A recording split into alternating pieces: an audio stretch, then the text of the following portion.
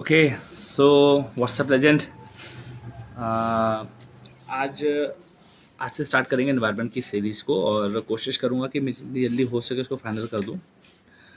ज़्यादा वो नहीं है। अगेन कुछ बातें स्टार्ट करने से पहले कुछ ही दिन बचा हुआ है, तो फोकस ये करना है कि हम लोगों को कि ज़्यादा इन्फॉर्मेशन के ऊपर नहीं जाना है। जो चीज़ें आपके एग्ज़ाम के लिए सबसे ज़्यादा इंपॉर्टेंट है बस उसी के ऊपर फोकस करिए।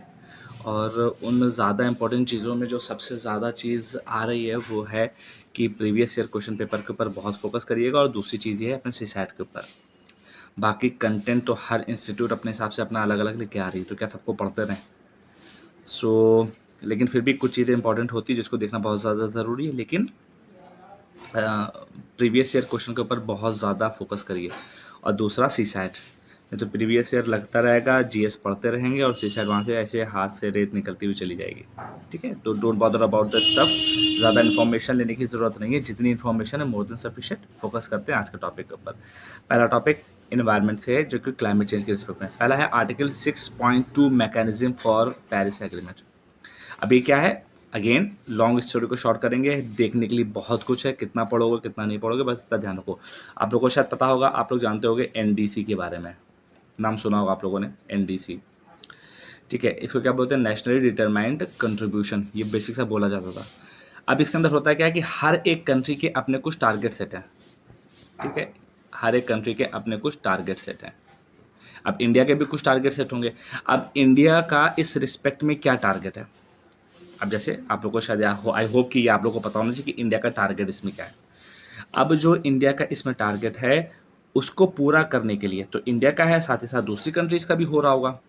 तो जो दूसरी कंट्रीज़ हैं और इंडिया है, जब वॉलेंटरली, तो क्या होता है कि इस टारगेट को पूरा करने के लिए जब इंडिया या इंडिया की जैसे कोई दूसरी कंट्रीज़ होंगी वो आपस में कोऑपरेट करती हैं, वॉलेंट्री कोऑपरेट करती हैं। क्या करती हैं, वॉलेंट्री कोऑपरेट करती हैं, ताकि अपने एनडीसी के टारगेट को अचीव किया जा सके। इट मीन्स एनडीसी के टारगेट को अचीव करने के लिए जो डिफरेंट डिफरेंट तरह की कंट्रीज़ होती हैं वो जब वॉलेंट्री कोऑपरेट करें तो ये प्रोविज़न जो पेरिस एग्रीमेंट का आर्टिकल 6 है उसके अंतर्गत मेंशन है।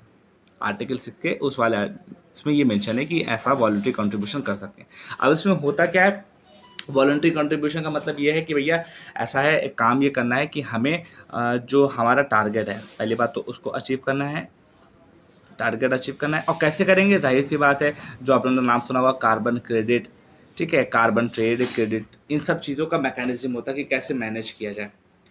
तो कार्बन क्रेडिट वाली जो मार्केट होती है उसमें किस तरीके से आपस में कोऑपरेशन किया जाए ताकि अपने एनडीसी टारगेट को अचीव किया जाए, ये सारी चीज़ें आर्टिकल 6 प्रोवाइड कराता है।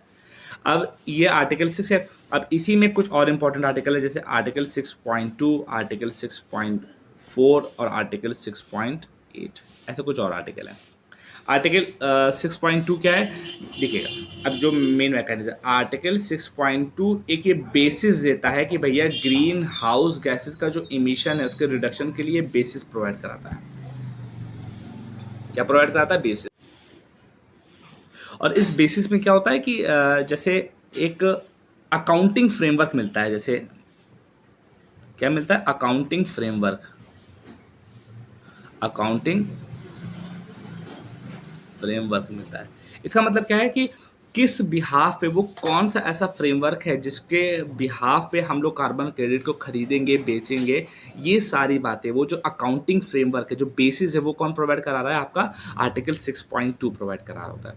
इसके बाद एक और है जो आपकी इसमें मेंशन नहीं है लेकिन मुझे दिखा था तो मैंने सोचा आप लोग से एक्सप्लेन कर दें। एक वो है आपका आर्टिकल 6.4। आर्टिकल, देखिए आर्टिकल 6.4 क्या बोलता है कि जैसे मान लो कि दो कंट्री हैं, एक कंट्री है ए और एक कंट्री है बी। अब ए कंट्री ने कंट्री बी में जाकर एक सोलर प्रोजेक्ट लगा दिया। क्या लगा दिया, सोलर प्रोजेक्ट। अब जो ये सोलर प्रोजेक्ट लगा दिया तो हुआ क्या, सोलर प्रोजेक्ट लगाने की वजह से ये जो ए कंट्री है इसको कहीं ना कहीं कार्बन क्रेडिट मिल गया, कार्बन क्रेडिट मिल गया। अब ये कार्बन क्रेडिट कैसे वर्क करता है इसके लिए पूरा समय चाहिए, लेकिन फिलहाल इतना मानो कि इसने जब यहाँ पर अपना लगाया तो इसको क्या मिल गया, कंट्री बी को मिल गया वो सोलर प्रोजेक्ट या ग्रीन एनर्जी वाला प्रोजेक्ट उसको मिल गया, और कंट्री ए को क्या मिल गया, कार्बन क्रेडिट। तो इस तरह के मैकेनिज्म में ये जो मैकेनिज्म प्रोवाइड किया जा रहा है कि आप लोग अपने एनडीसी टारगेट को पूरा करने के लिए इस तरह का भी एक मैकेनिज्म को ऑप्ट कर सकते हो, जिसमें एक कंट्री दूसरे कंट्रीज में जाके ग्रीन हाउस गैसेस को इमिट कम करने वाले प्रोजेक्ट को लगाएगी, तो उसको कार्बन क्रेडिट मिल जाएगा और इनको कहीं ना कहीं ग्रीन हाउस गैसेस। तो ओवरऑल क्या होगा, ओवरऑल कहीं ना कहीं इमिशन कम होगा। तो ये मैकेनिज्म कहाँ पर प्रोवाइड किया गया, ये मैकेनिज्म प्रोवाइड किया गया आर्टिकल 6.4 में। ठीक है, अब आर्टिकल 6.1 भी एक चीज और भी है, वो भी देख लीजिए। 6.8, अब 6.8 क्या कहता है कि 6.8 क्या कहता है कि जैसे आप लोग को पता होगा कि 6.2 या 6.4 जो था ये मार्केट मैकेनिज्म बता रहा था। मतलब कि इसमें एक कंट्री दूसरे कंट्री में जाके कुछ ना कुछ कार्बन क्रेडिट को बेच रही थी या किसी तरह का प्रोजेक्ट लगाने के बाद कार्बन क्रेडिट को एक्वायर कर रही थी। यहाँ पर ऐसा नहीं है। मार्केट अप्रोच के अलावा यहाँ पर टैक्स वगैरह अप्लाई कराया जाता है। जैसे मान लो कि कोई एक ऐसा प्रोजेक्ट है, कोल है या मान लो पेट्रोल है, तो पेट्रोल पर क्या लग रहा है कि हमने कुछ एक्स्ट्रा टैक्स लगा दिए ताकि हम लोग पेट्रोल के कंजम्पशन को थोड़ा सा सप्रेस कर सकें।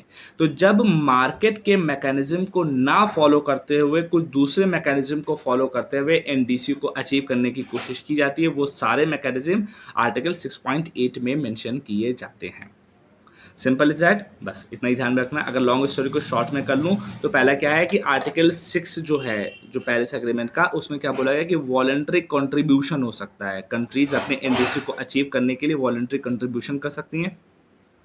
अब ये वॉलंटरी कंट्रीब्यूशन जो हो रहा है इसमें आर्टिकल 6.2 है, 6.4 है, 6.8 है और भी हैं। अब आपको पेरिस एग्रीमेंट पे महारथी तो बनना नहीं है कि उसमें जाके हर चीज़ पढ़ने लगो। बस ये कि थोड़ा बहुत आया है। 6.2 न्यूज़ में था तो 6.4 भी मुझे इंपॉर्टेंट लगा, 6.8 लगा तो मैंने आपके सामने एक्सप्लेन कर दिया। 6.2 क्या है, ये एक अकाउंटिंग फ्रेमवर्क बताता है कि भैया किस आधार पर चीज़ों का एक्सचेंज किया जाएगा, क्या मैकेनिज्म होना चाहिए। फिर उसके बाद 6.4 क्या बताया था, एक प्रॉपर मैकेनिज्म बताया गया था कि अगर एक कंट्री को कार्बन क्रेडिट को एक्वायर करना है तो दूसरी कंट्री में जाके वो एक मैकेनिज्म को लगा दे और लगाने के बाद उसको कार्बन क्रेडिट मिल जाएगा और जहाँ पे प्रोजेक्ट लगा है उसको कहीं ना कहीं ग्रीन हाउस गैसेस के एमिशन में कमी मिल जाएगी। 6.8 क्या आता है कि ये मार्केट मैकेनिज्म के अलावा जब किसी दूसरे तरीके के मैकेनिज्म को लगाया जाता है ताकि कार्बन एमिशन को कम किया जा सके, जैसे कि टैक्स लगाना, तो इस तरह की चीज़ों को 6.8 में मेंशन किया है। Is that clear? More than sufficient, इससे ज़्यादा इसमें जाने की ज़रूरत नहीं है। बाकी आप पढ़ सकते हो, ज़्यादा समय मत बर्बाद करना। आगे बढ़ते हैं नेक्स्ट। अगेन कुछ इनिशिएटिव हैं, बहुत ज़्यादा खास इसमें बातें नहीं है लेकिन बस देख लेते हैं। पहला टॉपिक है इसमें giving to amplify earth action. ध्यान रखिएगा कि वर्ल्ड इकोनॉमिक फोरम ने इसको लॉन्च किया हुआ है।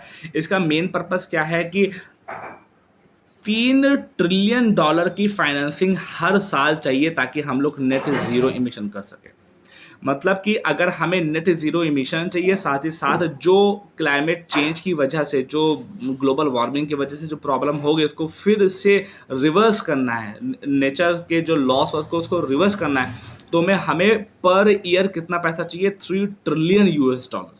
मतलब कि जितनी बड़ी वैल्यूएशन एप्पल कंपनी की उससे ज़्यादा तो पैसा हमको हर साल चाहिए ताकि इतना सब चीज़ें जो गलत हो गई वो सब चीज़ें सही हो सके। तो अब इस प्रोग्राम को किसने लॉन्च किया? वर्ल्ड इकोनॉमिक फोरम ने किया। ये नीड थी कि 2050 तक ऐसा करना है। इस प्रोग्राम का लॉन्च किया है GAEA, giving to amplify earth action. अब इसमें हो क्या रहा है, आप लोगों ने पढ़ा होगा PPP प्लेटफॉर्म, PPP। अब यहाँ पे PPP एक और P आ गया है। अब पब्लिक प्राइवेट पार्टनरशिप नहीं है, पब्लिक प्राइवेट फिलैंथ्रोपिस्ट पार्टनरशिप है। तो 4P हैं। इसको आप मेंस में भी यूज़ कर सकते हो, तो कहीं ना कहीं आपको बेनिफिट मिलेगा। बहुत ज़्यादा नहीं है। वर्ल्ड इकोनॉमिक फोरम ने किया है 2050 तक सब चीज़ों को बैलेंस करने के लिए $3 ट्रिलियन हर साल चाहिए। अकेले तो सरकार कर नहीं पाएगी, तो पब्लिक की सपोर्ट चाहिए, गवर्नमेंट की सपोर्ट चाहिए, लोगों की सपोर्ट चाहिए और आगे फिलैंथ्रोपिस्ट एक्टिविटीज़ करने वालों की भी कहीं ना कहीं हमको ज़रूरत पड़ेगी। आगे बढ़ते हैं next topic. Next, Glasgow financial alliance for net zero. क्या है? न्यूज़ को बहुत अच्छी सी कि एक रिपोर्ट पब्लिश हुई है जिसमें बताया गया है कि जो Glasgow financial alliance for net zero है, ये लोग अभी भी एक्सपेंशन कर रहे हैं किसी का, कोयल, oil and fossil gas industry का। ठीक, बस इतनी सी ही न्यूज़ है, बहुत ज़्यादा जानने की ज़रूरत नहीं है क्योंकि हर चीज़ आप ध्यान में नहीं रख सकते हो। बस हल्का सा ध्यान रखना कि ग्लासगो क्या मतलब है कि जो आपको याद होगा COP26 कहीं यहीं कहीं पे हुई थी, तो उसकी वजह से ये एक अलायंस बना था जिसका मेन पर्पस क्या था वो यहाँ पे आप देख सकते हो, बहुत ज़्यादा फोकस करने की ज़रूरत नहीं है। Next topic, global climate resilient fund. हाँ, ये थोड़ा सा अच्छा है। अच्छा क्या है, बस इंडिया इसमें, इंडिया के एक इंस्टीट्यूशन में मेंबर, इस वजह से इंपॉर्टेंट। देखो, जो हिलरी क्लिंटन थी, जो क्या थी, यूएस सेक्रेटरी थी, फॉर्मर यूएस सेक्रेटरी थी, इन्होंने एक जीसीआरएफ को अनाउंस किया है विद द पार्टनरशिप ऑफ सेवा। जीसीआरएफ ग्लोबल क्लाइमेट रेजिलियंस फंड्स, मतलब कि एक तरह का फंड इन्होंने डेवलप किया है, किसके हेल्प, किसके साथ मदद के साथ, सेवा के साथ। अब ये सेवा क्या है, इसको देख लो। सेवा क्या है, सेल्फ एम्प्लॉयड वुमेन एसोसिएशन है, जिसको 1972 में स्टैब्लिश किया गया था, और ये इंडिया की एसोसिएशन है। ठीक है, इंडिया के अहमदाबाद में 1972 में एक single largest women worker central trade union है। अब इसको स्टैब्लिश किया गया था 1972 में। इसके साथ हिलरी क्लिंटन ने एक नए फंड की घोषणा की है, जिसको ग्लोबल क्लाइमेट रेजिलियंस फंड बोलते हैं। इसका मेन पर्पस क्या है कि भैया क्लाइमेट चेंज के जरिए से जो दिक्कतें हुई उसको टैकल करना। सब जगह यही हो रहा है, लेकिन कहीं से क्लाइमेट चेंज कम नहीं हो रहा है। खाली बकवास से डेंट पहना तो गाली देते हैं इनके ऊपर। फिलहाल जो है, अब देखना है, अब आप लोग के लिए है तो पढ़ना तो पड़ेगा ही। फिलहाल इंटरनेशनल एनर्जी फोरम, ये इंपॉर्टेंट टॉपिक है। देखो सच बताऊं, सब मिक्सअप करने की जरूरत नहीं। अभी देखो, पहले तो इसको देख लेते हैं, इंटरनेशनल एनर्जी फोरम। तब कुछ एक बात बताऊंगा। India hosted 9th Asian ministry energy round table in association. हाँ, ठीक है, ओके। देखो, हुआ क्या है, इंडिया ने इसकी एनर्जी इंटरनेशनल एनर्जी फोरम की 9th एशियन मिनिस्ट्रियल मीटिंग को ऑर्गेनाइज किया। चलो ठीक है। देखो, मुद्दा क्या है यहाँ पे, देखना आपको क्या है, IEF खिसक जाता है ये। क्या है IEF, ये जानो, international energy forum. International energy, ये क्या है कि 1991 में एक संस्था बनाई गई, जिसका हेडक्वार्टर कहाँ है, रियाद। रियाद कहाँ है, सऊदी अरेबिया। सऊदी अरेबिया की रियाद में एक ऑर्गेनाइजेशन बनाई गई, जिसमें approximately more than 70 member, I think 72, हाँ ये देखिए, मोर देन 70, मतलब 72 कंट्रीज इसके मेंबर हैं। इंडिया भी उसका एक पार्ट है। अब इसमें होता है क्या है कि वर्ल्ड की 90% जो कंट्रीज तेल को एक्सपोर्ट करते हैं, तेल का कंजम्पशन करते हैं, और जो ट्रांजिशन फेज में, वो इसी से ही बिलोंग करते हैं। तो बहुत ही इंपॉर्टेंट संस्था है, इंडिया इसका मेंबर भी है। इंडिया ने अभी इसकी नवी Asian ministerial energy round table conference को भी ऑर्गेनाइज किया था। अब देखो, IEF 1991 में बनी है, रियाद सऊदी अरब में है। ठीक है, अब ध्यान रखना, ये IEF है, इसको IEA से नहीं मिलाना है। इंटरनेशनल एनर्जी एजेंसी अलग है, इंटरनेशनल एनर्जी फोरम आपका अलग है। और एक चीज और होती है, ओपेक भी एकदम अलग है। तो ओपेक, IEA और IEF, मैंने यहाँ पर आपको IEF के बारे में बता दिया, और आपको ये भी बता दिया कि आपको करना क्या पड़ेगा थोड़ा सा डिफ्रेंशिएट करने के लिए। तो इसके बारे में, IEA के बारे में, ये बहुत इंपॉर्टेंट संस्था है, इसके बारे में आप पता करिएगा, और ओपेक के बारे में आप पता करिएगा। Is that clear? ये बस बेसिक सी बात है, और ज़्यादा इसमें जाने की जरूरत नहीं। ध्यान रखिएगा, अगर मैं कुछ फैक्ट और IEF के बारे में बता दूं, तो इसकी जो मिनिस्ट्रियल मीटिंग होती है वो बाइनियल मीटिंग होती है। बस, अब रिसर्चर तो बनना नहीं आपको, तो आगे बढ़ो।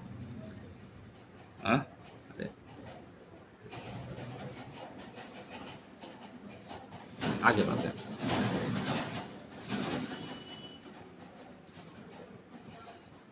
देखो, नेक्स्ट न्यूज है, inclusive forum on carbon mitigation approach. देखो क्या है, ध्यान से देखना। एक इंपॉर्टेंट चीज है, इनॉग्रल मीटिंग थी इसकी, मतलब इसी की इनॉग्रल मीटिंग हुई थी, जिसमें इंडिया ने भी पार्टिसिपेट किया।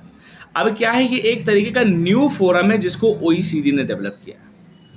अब OECD ने इसको डेवलप किया है, अगेन क्लाइमेट चेंज की रिस्पेक्ट में ही इसको डेवलप किया जा रहा है। इसमें बस हो क्या रहा है कि हम लोग डेटा एंड इंफॉर्मेशन की बेटर शेयरिंग करेंगे, ताकि बेहतर से बेहतर हमें रिजल्ट मिल सके। तो मैटर यह है कि अगर हमें चाहते हैं कि डेटा मतलब कि क्लाइमेट चेंज को अच्छे तरीके से टैकल करने की कोशिश करनी है, तो उसमें सबसे इंपॉर्टेंट रोल प्ले क्या करता है कि जितनी इन्फॉर्मेशन हमारे पास अवेलेबल है वो ईजिली एक्सेसिबल हो दूसरी कंट्रीज़ के पास भी। तो इसी के लिए OECD ने एक नया ग्रुप बनाया जिसको inclusive forum on carbon mitigation approaches बोला जाएगा।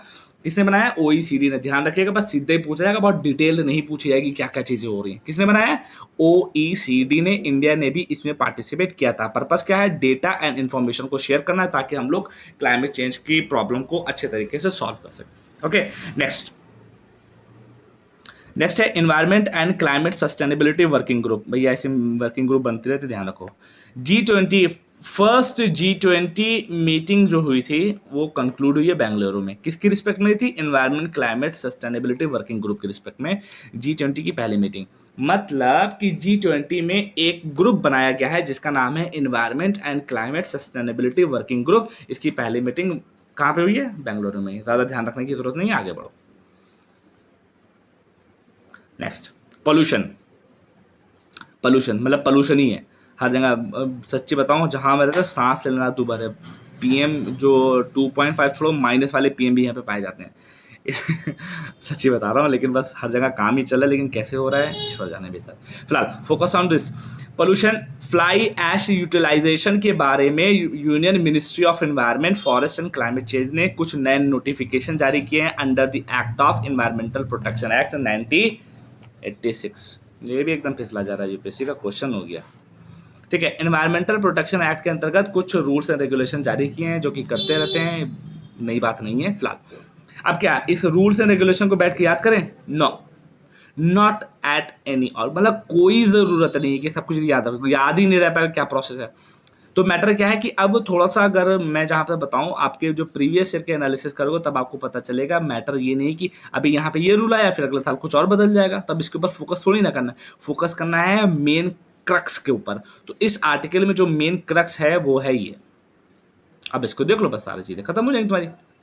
क्या क्रक्स है? देखो, पहली बात तो फ्लाई ऐश होता क्या? ये एक तरीके का पार्टिकुलेट मैटर है जो कि कोल के थर्मल पावर प्लांट में कंबस्शन से बनता है। मतलब कि जब थर्मल पावर प्लांट में कोल का कंबस्शन किया जाता है तब ये तरह का मटेरियल प्रोड्यूस होता है जो कि पार्टिकुलेट मैटर। अब पार्टिकुलेट मैटर अलग अलग तरीके के होते हैं, जैसे हमने बताया था PM10 होता है। PM10 का मतलब पार्टिकुलेट मैटर 10 है। फिर PM2.5 होता है। इन दोनों में 2.5 ज़्यादा खतरनाक हो रहा होता है। अगर ये आप गया तो बहुत अंदर तक जाएगा, बहुत डीप तक जाएगा, है ना। तो फिलहाल ये चीज़ें। अब देखो इसमें क्या क्या पाया जाता है? Silica, aluminium, iron, calcium, oxygen, और इसमें आर्सेनिक और लेड भी कभी कभी कुछ जगहों पर मिल जाते हैं। उसके बाद अब इसके कुछ एडवर्स इम्पैक्ट क्या होते हैं? अरे रुक जाओ बबुआ, काहे फरफरा रहा है? इसके कुछ एडवर्स इम्पैक्ट क्या है कि इसकी वजह से पार्टिकुलेट मैटर का कॉन्सेंट्रेशन बढ़ेगा और सांस लेने में दूभर होगा, और उसके बाद कहना ऐसे ऐसे करोगे सांस नहीं ले पाओगे। दूसरी इंपॉर्टेंट चीज जो ज्यादा खतरनाक है वो ये है कि फोटोसिंथेटिक एक्टिविटी और ट्रांसपिरेशन ऑफ प्लांट में कहीं ना कहीं इम्पैक्ट डालता है, कहीं ना कहीं रोक देता है। अब जाहिर सी बात है, फ्लाई ऐश उड़ी तो उड़ी उड़ी कहाँ उड़ी? उड़ने के बाद जाएगी वो पत्तों के ऊपर चिपक जाएगी। पत्तों के ऊपर चिपक जाएगी तो फोटोसिंथेसिस कर पाएंगे। अब चिपकी हुई है तो अंदर से पानी बाहर निकल पाएगा? नहीं निकल पाएगा। तो इस वजह से इसमें ये प्रॉब्लम आती है। लेकिन अगर ये प्रॉब्लम आ रही तो इसके साथ साथ कुछ इसके बेनिफिट भी हैं। अब बेनिफिट क्या है देखो भैया, कि ये पोर्टलैंड सीमेंट को कहीं ना कहीं सब्स्टिट्यूट कर रही है। पोर्टलैंड सीमेंट क्या होता है? पोर्टलैंड सीमेंट मतलब जो नॉर्मल आप लोग जो सीमेंट यूज़ करते हैं, जो एडहेसिव पावर हो रही होती है, उसको कहीं ना कहीं सब्स्टिट्यूट करने की कोशिश कर रही होती है। इसके द्वारा बनाई गई जो सड़कें, रोड होती है वो बहुत ड्यूरेबल होती हैं। ये बहुत अच्छा कार्बन सिक्वेस्ट्रेशन के लिए भी यूज़ किया था। अब मैटर आता है कार्बन सिक्वेस्ट्रेशन एक फ्लाई ऐश से कैसे हो सकता है? तो कार्बन सिक्वेस्ट्रेशन फ्लाई ऐश से हो सकता है बिकॉज इसके अंतर्गत पाए जाने वाले जो तत्व होते हैं वो बहुत इंपॉर्टेंट रोल प्ले करते हैं कार्बन सिक्वेस्ट्रेशन के लिए। वेस्ट वाटर ट्रीटमेंट में भी इसका यूज़ किया जाता है। साथ ही साथ ये मरकरी के रिमूवल में भी कहीं ना कहीं बहुत इंपॉर्टेंट रोल प्ले करता है। अब देखो, मरकरी का अगर कहीं पे कंटामिनेशन हो गया तो हम लोग फ्लाई ऐश के जरिए से उसका सोल्यूशन पा सकते हैं। ये इसके कुछ बेनिफिट है, पढ़ लीजिएगा। 1996 में हमारे क्या कितना होता था? 10% फ्लाई ऐश का यूटिलाइजेशन होता था। अब कितना हो रहा है? 92% हो रहा है। इसको 100% करने की पूरी कोशिश की जा रही है, अच्छी बात है। बाकी फ्लाई ऐश को ट्रैक करने के लिए कुछ चीज़ें हैं, देख सकते हो यहाँ पर, लेकिन बहुत ज़्यादा जानने की ज़रूरत नहीं है। अब मुद्दे पे आओ आगे। First all India annual state minstrel conference, Bharat की पहली एनुअल स्टेट मिनिस्टर्स कॉन्फ्रेंस को कंक्लूड किया जा रहा है किस रिस्पेक्ट में? पानी के रिस्पेक्ट में, वाटर विजन 2047 के रिस्पेक्ट में भोपाल में पहली all India annual state minister conference को एस्टैब्लिश किया गया है। ध्यान रखिएगा दो इंपॉर्टेंट चीज यहाँ पर जो आपके जरूरी है, वाटर है वो स्टेट लिस्ट और यूनियन लिस्ट दोनों में आ रहा है, लेकिन जब वाटर सप्लाई के बारे में बात हो, इरिगेशन, कैनल्स, इन सब के बारे में बात हो तो वो स्टेट लिस्ट में आता है, लेकिन इंटर स्टेट रिवर हो या रिवर वैली वाला वाटर हो तो वो किस में आता है? यूनियन लिस्ट में आ रहा है। इसको ध्यान में रखिएगा आप लोग। अब क्या है कि इसमें ध्यान रखना है, बहुत सारी चीज़ें, भाई मीटिंग हुई तो क्या करें, ठीक है, अच्छी बात है मीटिंग हुई है, बस यहाँ पर एक चीज़ ध्यान में रखना कि पूरा आर्टिकल में बहुत ज़्यादा जो आपके इम्तिहान के लिए सबसे ज़्यादा ज़रूरी चीज़ है वो है आपका रिस, WRIS का मतलब क्या था? Water resource information system. अब होता क्या है, सपोज है इंडिया में पानी बरस रहा है, कहाँ पे बरस रहा है, कितना बरसा, कहाँ पर सूखा पड़ रहा है, ये सारी चीज़ों का जो डेटा होता है वो इस प्लेटफॉर्म पे आपको अवेलेबल हो जाएगा। अब इस प्लेटफॉर्म पे अवेलेबल हो जाएगा, ध्यान रखिएगा इसको सेंट्रल वाटर कमीशन, इसी तरीके से इसरो और प्लस मिनिस्ट्री ऑफ जल शक्ति ने मिलकर एस्टैब्लिश किया है। इसका मेन पर्पस क्या है कि सेंट्रल वाटर कमीशन हर जगह से डेटा को इकट्ठा करके एक प्लेटफॉर्म पे लाके रख देना। तो रिस्क का भी इसमें यूज किया जा रहा है। अगेन पूरे आर्टिकल में बस आपको एक चीज ये रिस्क ध्यान में रखनी है, बाकी पूरा आर्टिकल पढ़ सकते हो, कुछ भी याद रखने की जरूरत नहीं है, बाकी जो चीजें वो धीरे धीरे चल रही हैं। तो पहली भोपाल में ऑल इंडिया मिनिस्ट्रियल कॉन्फ्रेंस हुई है, किस रिस्पेक्ट में? वाटर की रिस्पेक्ट में ये पहली कॉन्फ्रेंस हुई है। बस अब इसमें रिस्क के बारे में जान लो, बाकी और कुछ जानने की ज़रूरत नहीं है। नेक्स्ट, ये टॉपिक अच्छे हैं जिसमें आपको जानने की जरूरत पड़ेगी। स्पंज सिटी, स्पंज सिटी नाम तो ना हो, घर पे बहुत से लोग होते हैं, मम्मी पापा भाई बहन भाभी भाभी, तो क्या करते हैं कि जो किचन होता है उसमें एक स्पंज होता है, उसमें सामने ऐसे चीज़ें चल रही, सफाई की जाती। तो स्पंज की क्या क्वालिटी होती है कि वो एक्सेस वाटर को अपने में एब्जॉर्ब कर लेता है। क्या करता है? एब्जॉर्ब कर लेगा। और जब एक्सेस वाटर को अपने में एब्जॉर्ब कर लेगा तो जाहिर सी बात जो वाटर पड़ा हुआ है उसको कहीं ना कहीं वहाँ से सफाई हो जाएगी। यही सेम कॉन्सेप्ट चाइना के एक कोई साहब थे, उन्हीं ने इस कॉन्सेप्ट को लेके आए, क्या नाम है, कोंग जियान यू, इन्हीं ने कॉन्सेप्ट को इस्टेब्लिश किया था स्पेंस सिटी का। इसका मतलब क्या है कि हमें सिटी को इस तरीके से डेवलप करना है ताकि जो एक्सेस वाटर हो, चाहे वो रेन वाटर का हो, किसी भी एक्सेस वाटर को वो स्पंज की तरीके से सोख ले। और इसकी वजह से सबसे इंपॉर्टेंट जो प्रॉब्लम आ रही है वो है अर्बन फ्लडिंग। क्या आ रही है? अर्बन फ्लडिंग को कंट्रोल किया जाए। तो स्पंज सिटी का मेन पर्पस क्या था कि अर्बन फ्लडिंग को कंट्रोल करना। कैसे कंट्रोल किया जाएगा? उसके लिए होता क्या है कि इन ह्यूमंस को बताया कि जो घर बने उसमें ग्रीन रूफ होनी चाहिए, मतलब छतें उस पर पेड़ पौधे लगाए रहने चाहिए, रेन गार्डन होने चाहिए, permeable pavements to absorb filter water, मतलब कि rain water management, waste water management, बहुत सारी चीज़ें होनी चाहिए कि जैसे आपने रेन वाटर हार्वेस्टिंग का प्रोसेस होना चाहिए। ऐसी चीज़ें होनी चाहिए कि रिसाइकलिंग भी होती रहे, वाटर का अच्छे तरीके से यूटिलाइजेशन भी होता रहे, और अच्छी अच्छी चीज़ें जैसे छतों के ऊपर ग्रीन रूफिंग होनी चाहिए, रेन गार्डन बनने चाहिए, इसी तरीके से लेक्स प्रॉपर वे में होने चाहिए, पॉन्ड आपके प्रॉपर वे में हो ताकि जो एक्सेस वाटर हो उसको साफ कर सकें, और फिल्ट्रेशन का भी मैकेनिज्म अच्छा होना चाहिए। तो स्पंज सिटी है।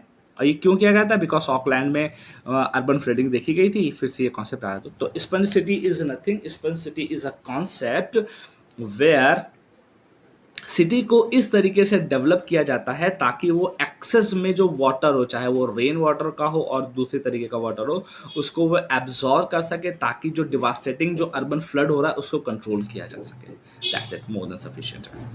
नेक्स्ट है रिवर सिटी अलायंस। ये अच्छा है, देखना रिवर सिटी अलायंस जो है इसकी जो एनुअल मीटिंग होती है उसको धारा के नाम से जानते हैं,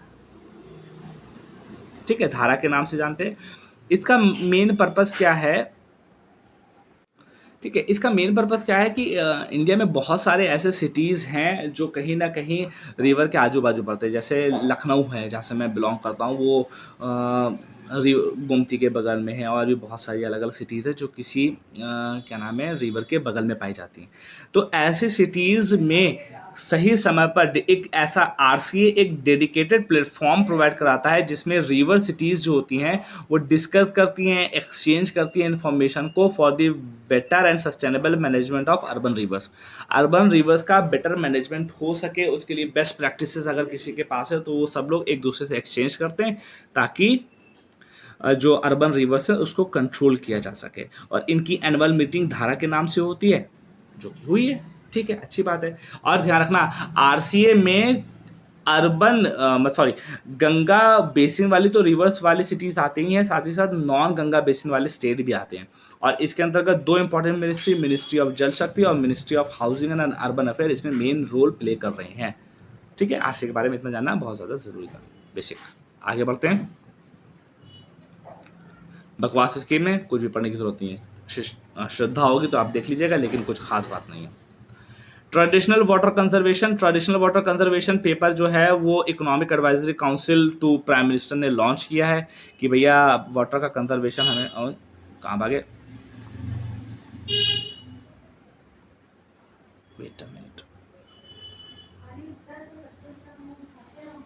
ठीक है। इकोनॉमिक एडवाइजरी काउंसिल जो थी प्राइम मिनिस्टर की, उसने ट्रेडिशनल वाटर कंजर्वेशन के ऊपर कहीं ना कहीं बोला है कि हमें ट्रेडिशनल वाटर कंजर्वेशन के ऊपर फोकस करना चाहिए। और भी बहुत सारी फैक्ट बताए जो आपके लिए जानना ज़रूरी है कि इंडिया में जो एनुअल वाटर अवेलेबिलिटी थी 1951 में 5200 क्यूबिक मीटर थी, जो अब घट के 1486 क्यूबिक मीटर हो गई है। दूसरी चीज़, दुनिया का सबसे largest extractor of ground water कौन है? वो इंडिया ही है। दूसरी चीज़, हमारी जो 70% हमारे वाटर सोर्सेज है वो कंटामिनेटेड है, मतलब उसमें कहीं ना कहीं पोल्यूशन पाया जा रहा है। अब देखिए ये एक फिगर दिया हुआ है, इसमें एक बार आप देख लेना कि जैसे ट्रेडिशनल वाटर कंजर्वेशन जो मेथड है अलग अलग कंट्रीज अलग अलग स्टेट में अलग अलग नाम से जानते हैं। जैसे जम्मू में उसको कुल के नाम से जाना जाता है, ठीक है, कुल के नाम से जाना जाता है। लद्दाख में जिंक्स के नाम से जाना जाता है। और बाउलीज कहाँ पे है? दिल्ली। इवन बाउलीज को तो यूपी में करते हैं, जैसे बड़े इमामबाड़े में भी एक बाउली बनाई गई है तो उसमें वाटर को कंजर्व किया था। इट्स अ मार्वलस स्ट्रक्चर, मतलब बहुत ही स्ट्रक्चर है। वो सलमान खान की मूवी देखिए ना, जिसमें कुश्ती लड़ता है, हाँ बहुत दल्ला, तो उसमें क्या होता है एक जगह वो दिखाते नहीं कि ऐसे सलमान खान है ऐसे हाथ है और ये शोल्डर के ऊपर अपने वेट लादे होता है, ईंटें लगाए हैं, सलमान खान कर रहा है ना, तो चढ़ता नहीं जिसके ऊपर, वो बावली होती है, ऐसे चढ़ रहा होता है, तो वही बावली है। तो देख सकते हो। फिलहाल बाकी और भी चीज़ें गुजरात में वृद्धास बोलते हैं, और भी एंशंट नाम भी इसके हैं, तो उसको आप जरूर देख लेना। इसमें याद करने की ज़रूरत नहीं है, बस एक आपको आइडिया होना चाहिए। अगेन नेक्स्ट है e waste management amendment rule. इसमें क्या खास बात, e waste management rule ministry of environment forest and climate change ने, भाई कितने रूल लाते हैं, पकड़ा गए हैं साले। कुछ नहीं है, खाली एक मैनेजमेंट रूल में हल्का सा चेंजेस किए गए हैं कि कुछ चीज़ों को एक्सेप्शन दिया गया है ई वेस्ट की रिस्पेक्ट में। वो कौन कौन सी चीज़ें हैं देख लो भैया। एक तो है आपका जो कैडमियम और लेड यूज़ किया था सोलर पैनल में, उसको एग्जेप्शन दिया गया, और लेड को जो मेडिकल डिवाइसेज में लेड होता है उसको एग्जेप्शन दिया गया। अब यहाँ पे ई वेस्ट आपके लिए जाना जरूरी। ई वेस्ट क्या? इलेक्ट्रॉनिक वेस्ट होता है। इलेक्ट्रॉनिक वेस्ट में बहुत सारी चीज़ें होती है, जैसे कि कंप्यूटर है, मोबाइल है, तो ये सब चीज़ें होती है। इसमें कुछ तरीके के तत्व ऐसे पाए जाते हैं जो कि इन्वायरमेंट के लिए ख़राब है, जैसे कि आप देखो लेड होता है, कैडमियम होता है, मरकरी होता है, बेरिलियम होता है, हेक्सावेलेंट क्रोमियम होता है। इन सब के बारे में मैं डिटेल्ड में बता चुका हूँ। फिलहाल बस इनके बारे में ध्यान रख लेना कहाँ कहाँ पर ये पाए जाते हैं, देख लेना। इसमें बहुत ज़्यादा न्यूज़ में ख़ास बात नहीं। हाँ, एक फैक्ट अच्छा है कि इंडिया का पहला ई वेस्ट क्लिनिक कहाँ पर खुला है? भोपाल में खुला हुआ है। इसका मेन काम क्या होगा? सेग्रीगेशन करना, प्रोसेसिंग करना और डिस्पोजल ऑफ वेस्ट को, ये सब चीज़ें करना। ये कहीं ना कहीं इस क्लिनिक पे काम है। ई वेस्ट में कुछ चीज़ों का एग्जेम्पशन दिया गया, बस वही सारी बातें बताई गई हैं और इसमें ज़्यादा जाने की ज़रूरत नहीं है, ठीक है। अब देखो ये कुछ चीज़ें हैं, कुछ न्यूज़ हैं, इसको देख लेते हैं। Vinyl chloride. अब हुआ क्या है कि एक ट्रेन कैरिंग जो थी ओहायो यूएस में, जिसकी वजह से इशू हुआ, तो उसमें विनाइल क्लोराइड जा रहा था। और विनाइल क्लोराइड है क्या? ओहायो में एक एक्सीडेंट टाइप का कुछ हुआ, ये कैश नहीं है बल्कि क्रैश है, कुछ भी लिखते हैं और गधवे ये पढ़ भी लेंगे। ये क्रैश, एक ट्रेन जा रही थी जो कि क्रैश हुई। उसमें क्या हुआ कि विनाइल क्लोराइड था ओहायो में। ओहायो वहाँ की एक जगह है, कोई केमिकल ना समझ लेना, हाँ पसंद है केमिकल समझ ली। ठीक है, जिसकी वजह से वहां पर कुछ इन्वायरमेंटल हेल्थ कंसर्न को जारी किया गया। अब विनाइल क्लोराइड है क्या, ये जरूरी, फालतू की बकबक पीछे। विनाइल क्लोराइड है, ये एक कार्सिनोजेनिक गैस है जिसका काम होता है पीवीसी पाइप को बनाने के लिए। अब इसकी वजह से लिवर कैंसर और ओरल कैंसर होने की पॉसिबिलिटी ज्यादा होती है। ठीक है, अब ओरल कैंसर, अब देखो जितने भी होते हैं, देखो एक वर्ड यूज हो रहा है कि जब हम लोग विनाइल क्लोराइड को बर्न करते हैं तो उसमें से फॉस्जेन और हाइड्रोजन क्लोराइड HCl गैसेस का बाहर निकलती हैं। HCl के बारे में आप जानते हो, ये जो फॉस्जेन जो है ये हाईली टॉक्सिक कलरलेस गैस है जो कि स्ट्रॉन्ग ऑर्डर मतलब बदबू, हाँ वही जो तुम्हारा बदबू रखती है। इसकी वजह से अक्सर वोमिटिंग और ब्रीथिंग प्रॉब्लम कहीं ना कहीं क्रिएट हो जाती हैं। आप लोग तो वहाँ एकदम फॉग लगाए रहते हो एकदम मजबूती से। यूपीएससी वाले के साथ यही तो है, भौकाल में रहते हैं एकदम। ठीक है, तो विनाइल क्लोराइड क्या न्यूज़ है, ओहायो में एक ट्रेन जा रही थी, वहाँ पे क्रैश हुई तो उसमें से विनाइल क्लोराइड बाहर निकला, उसकी वजह से बहुत सारी प्रॉब्लम हो रही है। विनाइल क्लोराइड का जो यूज़ किया जाता है वो पीवीसी में यूज़ किया जाता है, और अगर ये एक्सपोजर इसका होता है तो कहीं ना कहीं लिवर कैंसर और ओरल कैंसर होने की पॉसिबिलिटी ज़्यादा होती है। ओके, यूरेनियम, देखो यूरेनियम के बारे में, हाँ यूरेनियम के बारे में क्या खास बात है, यूरेनियम के बारे में एक न्यूज़ है, देख लेते हैं। देखो अब होता क्या है कि जो रिसेंट एक रिपोर्ट पब्लिश की गई है सेंट्रल ग्राउंड वाटर बोर्ड ने कि इंडिया में जो 12 स्टेट हैं उसमें यूरेनियम का जो लेवल है वो बियॉन्ड परमिसिबल लेवल है। अब परमिसिबल लेवल क्या होता है, 30 पार्ट पर बिलियन, 30 ppb। अब ppm मत कर लेना, ध्यान रखना 30 ppb है बिलियन में। इसकी वजह से पंजाब सबसे ज़्यादा वर्स्ट इफेक्टिव है। और ये क्यों हो रहा है, बिकॉज यूरेनियम है वो ईजीएस्ट वे में कहीं ना कहीं अवेलेबल हो जाता है। ठीक है, इसके एडवर्स इम्पैक्ट क्या होता है, रीनल फंक्शन में कहीं ना कहीं दिक्कत आ जाएगी, किडनी डिजीज हो जाएगी, फड़फड़ाने लगोगे, किडनी तुम्हें दूसरी लगेगी, फिर तुम वही आएगा अक्षय कुमार वाला सीन होगा, है भैया हमको दे दो किडनी। ठीक है, नेक्स्ट है, ज़्यादा खास बात नहीं यूरेनियम में। अब मैं तो यूरेनियम इतना फ्री मिल रहा है कि सब जगह आ रहा है, तो एटॉमिक बम कहीं नहीं बना लेते सारा हम लोग। नेक्स्ट है बाइस्फेनॉल ए, BPA केमिकल। देखो बहुत अच्छी सी न्यूज़ है, सिंपल सा लॉजिक है, देख लेना क्या है। बाइस्फेनॉल क्या है कि ये एक तरीके का केमिकल है, इट इज अ केमिकल जो कि प्रोड्यूस होता है in large quantity for use of primary in production of polycarbonate plastic. मतलब प्लास्टिक को जब आप बनाने में यूज करते हो तब इसको कहीं ना कहीं यूज किया जाता है। अभी होता क्या है कि जब फूड एंड बेवरेजेस में ये अच्छे तरीके से कहीं ना कहीं लीच करके चला जाएगा। इसी तरीके से अगर होता क्या है, ध्यान से देखना कि बाइस्फेनॉल ए जो है ये एक केमिकल है जिसको हम लोग जब प्लास्टिक का प्रोडक्शन होता है तब ये बहुत ज़्यादा रिलीज हो रही होती है। और ये अगर रिलीज होकर कहाँ कहाँ पे लीज कर सकती है, फूड एंड बेवरेजेस में। फूड का मतलब खाने वाला, बेवरेजेस मतलब चाय और कॉफ़ी के अलावा जो भी पेय पदार्थ होते हैं उनको बेवरेजेस बोला जाता है। गधे मत बनो, जाके वहाँ पूछ लेगा सर किसी होटल कह रहा है कि sir what would you like to have and beverage, तो बेवरेज मेरे को दे, कुछ भी मानो दे दो है, तो ये नहीं होना चाहिए। बेवरेज का मतलब होता है चाय और कॉफ़ी के अलावा जो भी पेय पदार्थ होते हैं वो बेवरेजेस की कैटेगरी में आते हैं। इसकी वजह से बहुत सारी प्रॉब्लम हो सकती है। हो क्या रहा है कि इसकी वजह मच्छर बहुत पैदा हो रहा है, तो जहाँ पर भी BPA पाया जा रहा है उसकी वजह से जो मच्छर होते हैं वो बहुत ज़्यादा हो जाता है। अब ये पूरी साइकिल समझने की जरूरत नहीं कि मच्छर पैदा कैसे होता है, कहाँ अंडे देता है, कहाँ पे जाता है, कौन बीवी है कौन बच्चा है, ऐसा नहीं कुछ। बस सिंपल से ध्यान रखो BPA है क्या।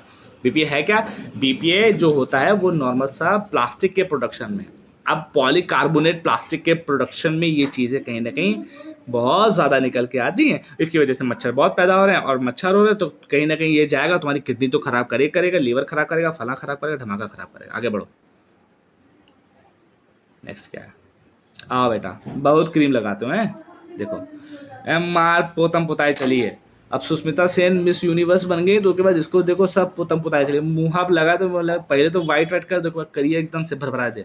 एक क्रीम आती मेलास, वो लगा लो पहले तो बहुत गोरा करेगा, लगता कुछ और। फिलहाल न्यूज़ में क्या है कि मरकरी इन स्किनिंग लाइटनिंग प्रोडक्ट, बहुत गोरा होने की चाह रखते हो तो उसमें होगा क्या कि मरकरी का बोला जाता है कि 1 किलोग्राम में 1 माइक्रोग्राम मिलाई जाती है। अब ये जो साले जो क्रीम वाले होते हैं जैसे मेलाज वेलाज हो गई तो आजकल साके भूत चढ़ा था गोरे होने का, मैं मुँह मल लेने एकदम भर आ गए, तो पहले दिन तो बहुत गोरे गोरे हो गए, उसके बाद पता चला लाल लाल हो गए एकदम। तो ये क्या हो रहा है, ये सब चीज़ होती है जब ये सब्सटेंस मिलाए जाते हैं, लाइक मरकरी को मिला दिया कुछ दिनों में तो गोरे हो गए, तो यही प्रॉब्लम है कि ये जो मरकरी होती है ये स्किन ब्राइटनिंग के लिए यूज़ की जाती है, और इसका जब एक्सेस में यूज़ करोगे तो डिफरेंट तरह की आपको स्किन प्रॉब्लम हो सकती है। तो बी नेचुरल, है ना, चमड़ी गोरी करने की ज़रूरत नहीं है। ठीक है। अब जब लगाते हो तो मरकरी होता है, बड़ा शाइनी मटेरियल है। चाय मिल रही है, हाँ ला दी दे, हाँ एकदम एकदम, है ना। तो ये सारी चीज़ होती है। द पॉइंट इज दैट, बोल बच्चन बाद में, तो मरकरी जो है वो आपकी स्किन लाइटनिंग का एक प्रोडक्ट है, जिसको अगर आप नॉर्मल फॉर्म में यूज़ करेंगे तो ठीक है, जिसमें 1 माइक्रोग्राम पर 1 kg होता है। अब एक अगर अभी क्या होता है, जो ब्रांड होते हैं, जो अच्छे अच्छे प्रोडक्ट होते हैं जिनके ऊपर नज़र रखे जाती है, वो इस पैरामीटर को तो यूज़ करते हैं, लेकिन जो छोटी छोटी क्रीम आती है 5 रुपये में गोरा कर देंगे, उनमें घपा घप मिली होती है, कुछ दिन में तो गोरा, उसके बाद फिर आफत होती है। तो अब यही है कि इसको कैसे सॉल्व किया जाए। ये बहुत ही ज़्यादा टॉक्सिक है, बहुत ज़्यादा प्रॉब्लम हो सकती है। कोई क्रीम लगाने के बाद अगर आँख में आँखें जल वल रही हैं तो इशू हो सकता है। तो मरकरी स्किन लैटरिंग प्रोडक्ट थी, बहुत ज़्यादा खास न्यूज़ नहीं है, बहुत बकवास सी न्यूज़ है, कुछ नहीं है। बस आज के लिए इतने रखते हैं। बस मैं बता रहा हूँ, ज़्यादा बॉदर नहीं होना कि ये भी पढ़ लेना वो भी पढ़ लेना, just have faith in yourself. बहुत ज़्यादा जानने की ज़रूरत नहीं है, कुछ खास नहीं, कुछ भी खास नहीं है। कोशिश करना, अगेन मैं बोले जा रहा हूँ, किसके ऊपर फोकस करना है, PYQs, और the most important thing CSAT की पूरी एक सीरीज हमने चला दी है, जिसको इनके सर देख रहे हैं, जिसमें हम लोगों ने, देखिए इस समय तो यही है कि 2013 से लेके 2022 तक के पेपरों को सॉल्व कराया जा रहा है। अब ये मत सोचना कि उसमें सारे तुमको सारे मैथमेटिशियन तुम्हें बना दिया जाएगा। Just you have to just repeat your answer solving capacities, answer को सॉल्व करो, बेर बेर उसको देखो, बेर बेर जाके करो आराम से। पूरी सीरीज़ है, 2 लेक्चर आ भी चुके हैं और हर दिन एक लेक्चर आएगा। 2013 का कंप्लीट किया जा चुका है आज की डेट में, और 2014 का भी आज आ जाएगा। तो आप लोग देखिए, उससे बेनिफिट उठाइए। 10-15-20 दिन के अंदर वो सीरीज़ कंप्लीट हो जाएगी। 1-2 बार देख लीजिएगा, चीज़ें हो जाएंगी। अगेन इसके ऊपर बॉदर मत करिएगा कि पढ़े जा रहे हैं, अभी एक और मैगजीन आनी है, अपडेटेड मटेरियल 2 भी आना, तो कितना फैक्ट रख लो भाई, दिमाग को फटियाओ नहीं, है ना। फटफटा गया तो दिक्कत हो जाएगी। Relax, focus on your PYQs and your CSAT और योर स्टैटिक पोर्शन। जितना करंट अफेयर पढ़ना था पढ़ लिया, अब ज़्यादा बॉदर नहीं है। सारे फॉर्मेशन को भरने की कोशिश मत करो, मोर देन सफिशिएंट है। Okay, thank you so much, और कल इसके बारे में नेक्स्ट लेक्चर पे बात करेंगे।